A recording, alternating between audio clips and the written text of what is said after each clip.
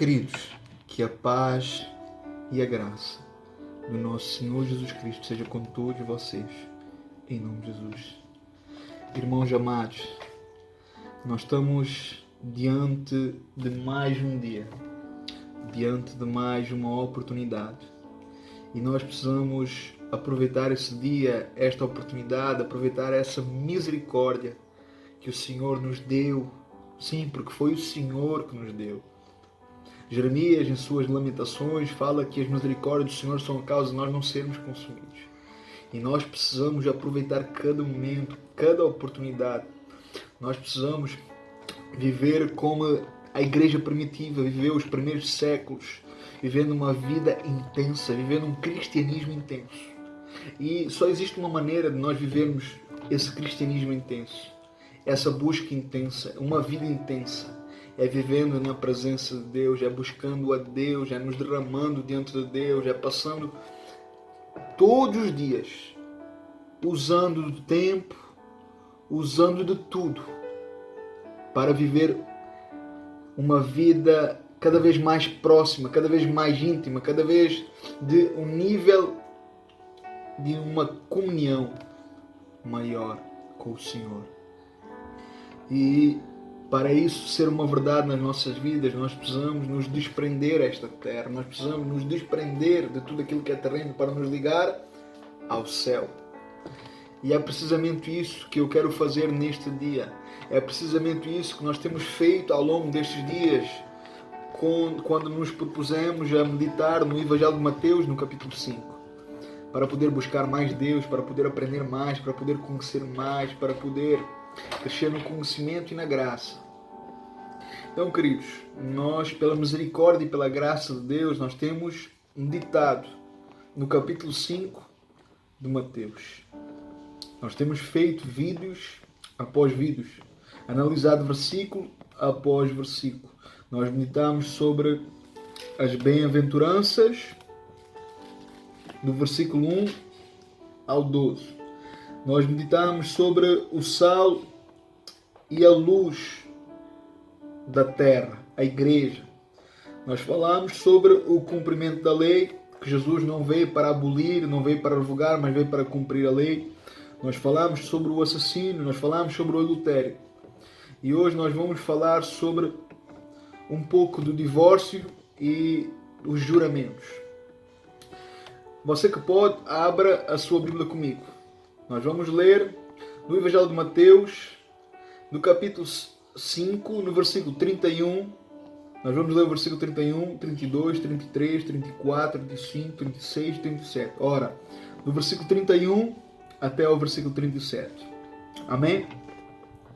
Quem nos está ensinando é Jesus.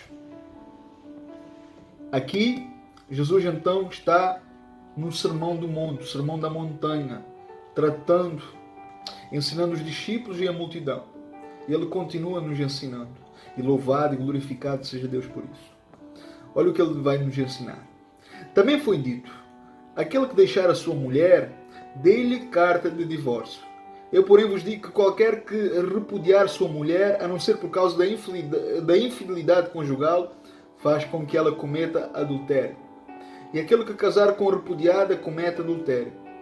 Ouvistes também o que foi dito aos antigos: não perjurarás, mas cumprirás teus juramentos ao Senhor. Eu, porém, vos digo, de maneira nenhuma jureis nem pelo céu, por ser o trono de Deus, nem pela terra, por ser o estrado dos seus pés, nem por Jerusalém, por ser a cidade do grande rei. Não jures pela tua cabeça, porque não podes tornar um cabelo branco ou preto. Seja, porém, o vosso sim, sim, e o vosso não, não. O que passar disto vem do maligno. Aleluia! Louvado e glorificado seja o nome do Senhor. Queridos, aqui nós vemos então Jesus ensinando. Nós vemos então agora aqui Jesus trazendo à luz e explicando o significado da lei. Se nós formos a Deuteronômio, capítulo 24, nós entendemos então aqui o porquê de Jesus estar dizendo isto. Vemos que ali Deus, no Antigo Testamento, Ele permitiu o divórcio. Porém, isto nunca foi a sua vontade. mas foi sim uma vontade permissiva. Ele permitiu então o divórcio, ele identificou um divórcio legalmente válido, por causa da queda do homem, por causa do pecado do homem. E este divórcio válido ali sempre incluiria então o direito dessa pessoa que se divorciou se casar então novamente. Mas, por outro lado, nós vemos que Jesus agora aqui, ele vai rebaixar essa permissão que Moisés fala então em Deuteronômio, subordinando-a com as verdades em Gênesis, da aliança do matrimônio que Deus havia feito então lá no início com o homem e a mulher, fazendo então de Adão e Eva o primeiro casal, o primeiro casamento, a primeira aliança que Deus havia feito então com o homem. Então, eu creio que existem alguns tipos de divórcios válidos. Não que seja a vontade soberana de Deus, mas dentro da vontade permissiva de Deus para o homem, para algumas pessoas que são então reféns dos seus cônjuges, que sofrem e que são então inocentes. Mas nós precisamos entender, você precisa entender aqui que Jesus, ele está se opondo claramente a como os fariseus, os mestres da lei, o povo judeu usava então Deuteronômio capítulo 24, versículo 1. Para você entender, nós vamos ler. Se um homem tomar uma mulher, casando-se com ela, e esta, depois de deixar-lhe de agradar por ele e ter achado nela qualquer coisa indecente, este escrever-lhe-á uma carta de divórcio e lhe dará então na sua mão. E despedirá ou mandará então ela embora da sua casa. E aqui, Jesus então, ele está condenando claramente este ato, constatando o divórcio com a vontade de Deus desde o início. Jesus, ele não estava interpretando nem abusando de algo que Moisés nunca legislou. Veja, Jesus proibiu o que Moisés permitiu. Jesus não permitiu o que Moisés proibiu. Jesus nem interpreta, nem revoga divinamente Deuteronômio capítulo 24, versículo 1. Porque de facto ali, o divórcio era então uma permissão ao pecado humano na era do Antigo Testamento, ao contrário da vontade de Deus para todas as épocas. Mas veja, Jesus ali ainda estava sob a lei. E Jesus ele veio com o propósito de cumprir toda a lei e se dar então como propiciação. Jesus então ele traria com ele, na sua morte e ressurreição, um novo pacto, estabelecendo então uma nova aliança, um novo tempo para a humanidade, um novo tempo para o homem, um novo tempo para o pecador. Porém, com isso, não quer dizer que os homens que fossem então alcançados ao longo do tempo pelo cristianismo, os quais se convertessem, pudessem então viver de qualquer forma, fazendo então tudo o que quisessem. Pelo contrário, o reino existe normas, o reino existe preceitos, o reino existe ensinamentos que devem então ser vividos, praticados e aplicados na sua vida. E o divórcio está incluído. É algo então, de facto, que Deus não se agrada, que não é verdadeiramente a vontade de Deus que o homem se divorcie da sua mulher. Nós não podemos misturar as coisas. E ainda mais em pleno século XXI, onde vivemos um tempo onde tudo se pode, onde tudo é permitido, onde a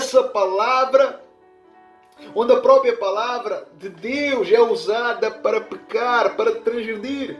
E isso é demoníaco, meu irmão e minha irmã. E nós vemos então que este assunto ele sempre foi polêmico e sempre será polêmico. Porém, ele tem sido muito mal usado e interpretado. Por isso vemos pessoas que já vão no 3º e 4º casamento. E de facto a nossa sociedade ela ensina que o que importa é as pessoas serem felizes, não é verdade? Se essa pessoa está mal, então que essa pessoa possa terminar tudo, se divorciar e vai então ser feliz com outra pessoa. Por isso a nossa sociedade é o que é, por causa desse tipo de pensamento imoral, desse pensamento perverso. E eu pergunto, onde fica Deus? Onde fica a verdade das Escrituras? Esse de facto é o problema da religião. Concorda com aquilo que agrada, com aquilo que é útil. Porém, aquilo que não agrada, aquilo que não agrada é rejeitado, é deixado de lado. E por isso nós vemos a tragédia, a ruína, a miséria que é a nossa humanidade, as casas, as famílias. Por isso, nós precisamos entender que o divórcio não é a vontade de Deus. Existem exceções, mas nós precisamos entender essas exceções. Mas eu não quero me alongar sobre esse tema. Eu prefiro usar somente de um vídeo para poder falar aquilo que eu penso, aquilo que eu acho, à luz das Escrituras. Porque aquilo que eu penso, aquilo que eu acho, não serve. Mas sim o que a Bíblia nos ensina, o que a Bíblia nos diz, aquilo que a Bíblia, os ensinamentos de Jesus, os ensinamentos de Paulo, os ensinamentos em todo o Novo Testamento. Amém? Mais tarde eu estarei, com certeza, falando sobre este tema, o divórcio. Não quero alongar. Vamos agora ver então o versículo 33 ao 37. É algo também muito importante, ainda mais em nossos dias. Preste atenção.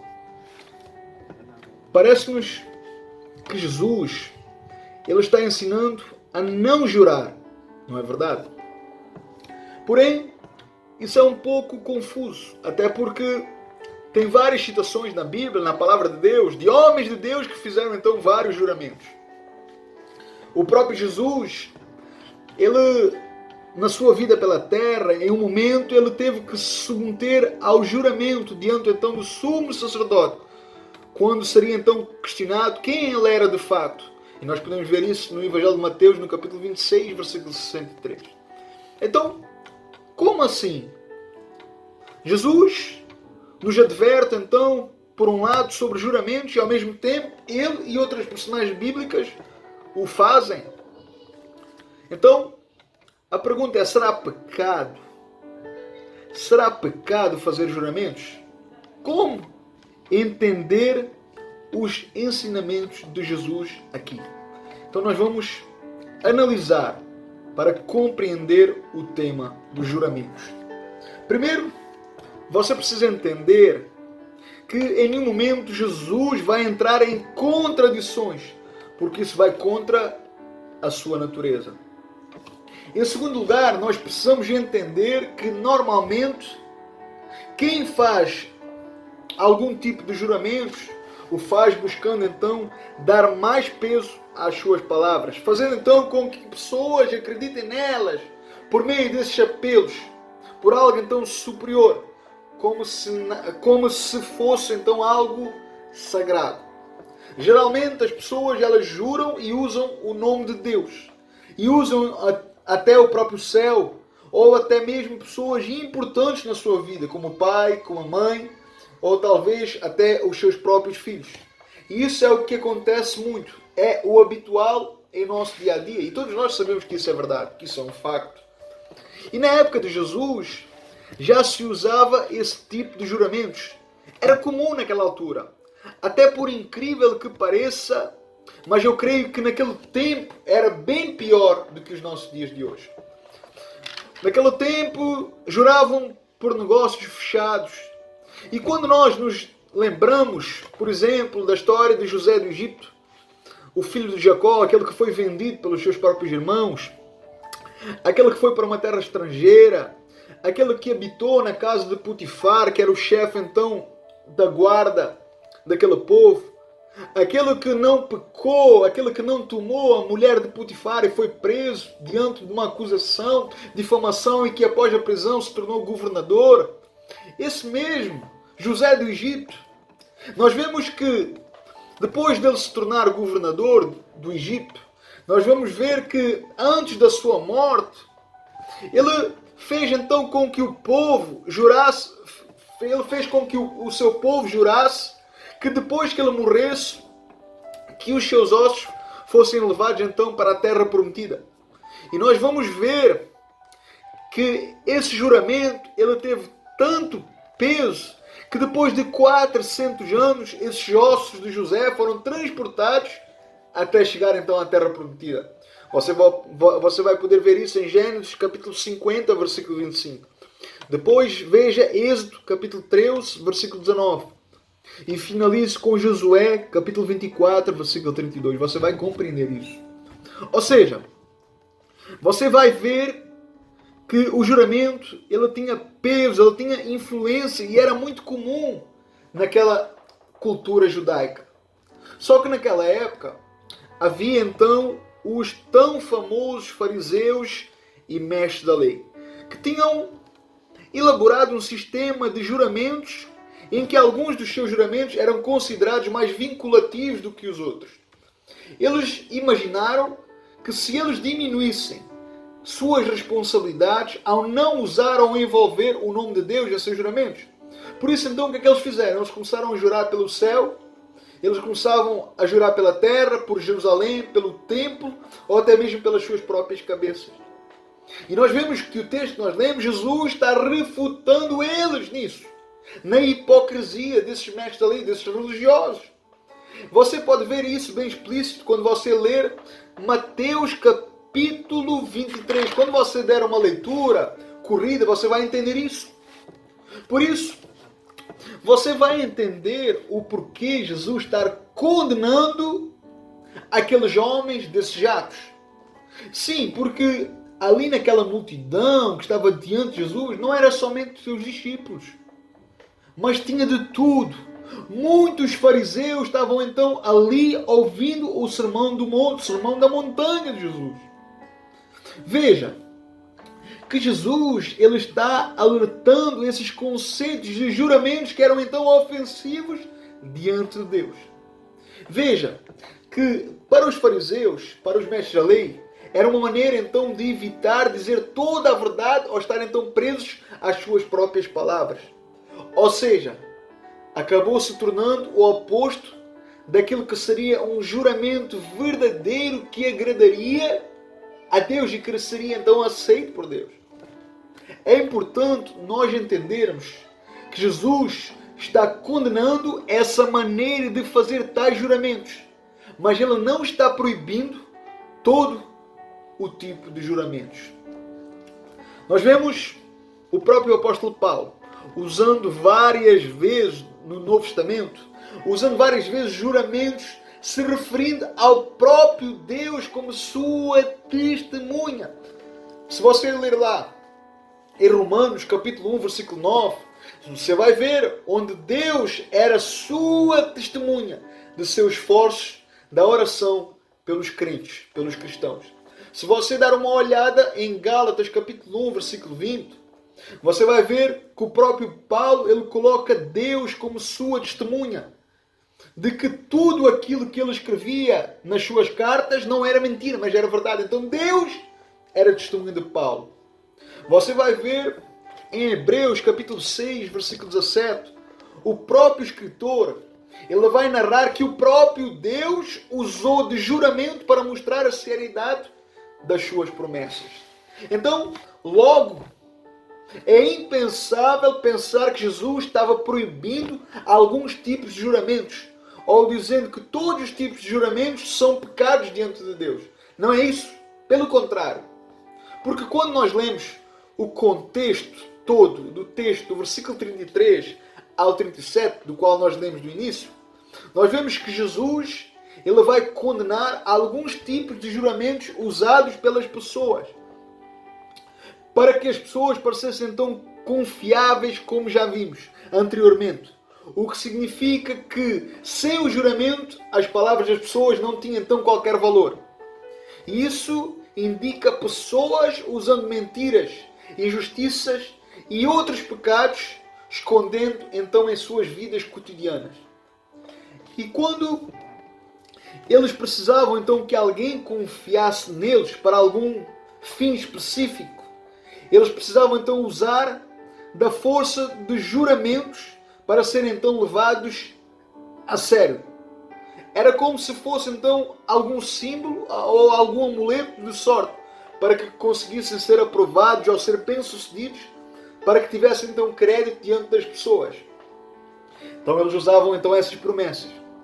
E Jesus então aqui ele vai condenar claramente essas atitudes daqueles que precisavam jurar por tais coisas para serem confiáveis, para serem favorecidos de alguma forma. Então veja bem, o que Jesus está dizendo é que mesmo sem estarem sob juramentos por Deus, isso não os faria corretos e justos, porque Deus conhecia e Deus sondava a intenção dos seus corações. Deus é onisciente e Deus sabia e conhecia as suas intenções. Dessa forma, o ensino de Jesus aos seus discípulos é que estes fossem então justos e íntegros em todas as suas palavras e ações, de maneira que o juramento não fosse sequer necessário, porque bastava o sim deles, porque eles viveriam e se moveriam por esse sim, ou o seu não seria então o suficiente devido à justiça perante a sua vida cotidiana. É isso que nós lemos no versículo 37, é isso que Jesus ensina no versículo 37. Seja o vosso sim ou não, o que vier depois disso vem do maligno. Então, evidentemente que existe alguns casos que é possível sim fazer votos e juramentos sérios. Jesus não proibiu esse tipo de juramentos, como vimos, mas precisamos ser cautelosos, precisamos ser sérios, precisamos ser diligentes, para não cair no mesmo erro que os religiosos daquela época caíram, de querer manipular situações, de querer manipular pessoas através de juramentos parvos, inúteis. Todo o cuidado, então, é pouco, para que não venhamos a ser reprovados por Jesus, como estes homens o foram. Quem tem ouvidos, ouça. Cuidado. Guarde isso, memorize isso, aplique na sua vida, aplique no seu dia a dia. Lembre-se, se você deu sim a Cristo, se você deu sim ao Evangelho, se você deu sim à Palavra de Deus, então você precisa viver sobre esse sim. Morrer e padecer por esse sim. Viver intensamente por esse sim. E isso evidenciará que você está dentro e inserido neste reino. O reino de Cristo. Não o reino do Fábio, mas o reino de Cristo. Então, a minha oração é que o Espírito Santo nos ajude a entender tudo isto. E que nós não venhamos ser somente aqueles adeptos, aqueles torcedores que simpatizam com as palavras ou com os ensinamentos de Jesus. Mas que nós possamos ser verdadeiramente discípulos. E de facto, se nós formos de facto discípulos, então nós aplicaremos e evidenciaremos isto na nossa vida. Lembre-se, a sua vida, as suas obras, as suas ações, elas vão ditar quem você é. Se você está dentro ou fora do reino. Se você é salvo ou não salvo. Se o seu nome está escrito no livro da vida ou não. Se você é cristão ou não. Se você é regenerado ou não. Se você passou por uma mudança, por uma metanoia, por uma transformação ou não. Que o Espírito Santo nos dê graça. Que o Senhor nos ajude a viver e a aplicar tudo isso nas nossas vidas, a nos apropriar disso, a memorizar, a guardar os seus ensinamentos, para poder crescer. Amém? Deus abençoe a todos. Fiquem na paz. Em nome de Jesus.